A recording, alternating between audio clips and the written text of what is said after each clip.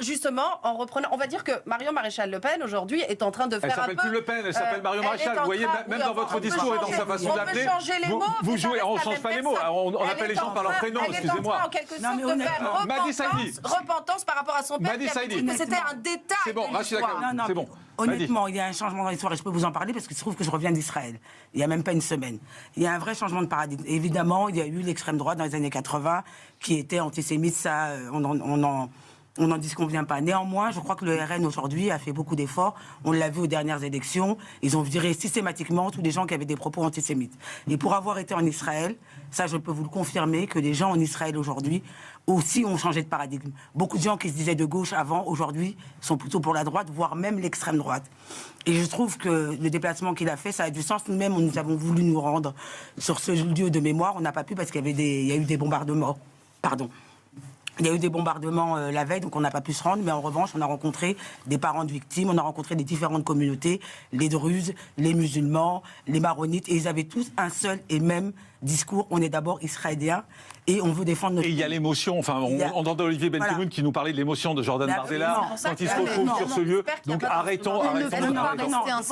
Voilà, effectivement. Mais vous aurez toujours des dépêches bidons de l'AFP qui expliquent que l'extrême droite est antisémite en France, alors qu'aujourd'hui, même les Israéliens, c'est-à-dire les premiers sur le sujet, expliquent bien que le problème, c'est pas ce que la presse mainstream appelle l'extrême droite. Aujourd'hui, l'extrême droite, c'est la seule, en réalité, qui combat dans les mots et dans les faits l'antisémitisme, pour une raison très simple. C'est les seuls qui combattent l'augmentation... que l'extrême droite. Non, mais c'est les seuls qui combattent les raisons de l'augmentation de l'antisémitisme en France, qui est l'immigration massive musulmane.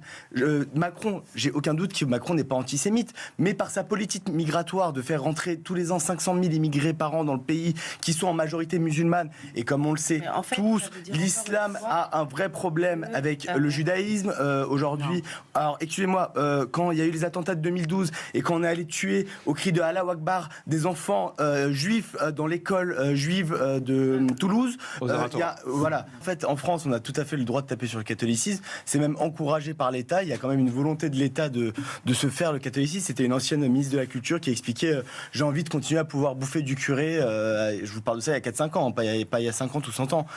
Non, la religion catholique, c'est la bonne poire parce que déjà, elle se défend jamais, elle menace pas de mort et elle fait pas d'attentat. Donc c'est plutôt facile de taper sur le catholicisme. On sait qu'on risque rien et on se donne des petits airs anticléricaux. Mais effectivement, moi ça m'a toujours gêné cette petite musique autour de c'est une famille nombreuse, c'est une famille catholique et alors ce sont des Français qui sont dans la douleur. Et si on ne peut pas compatir, tant pis pour ceux qui ne sont pas capables de faire preuve de compassion. Mais moi, ça m'a toujours gêné, mais ça dit aussi quelque chose de notre société. On est dans une société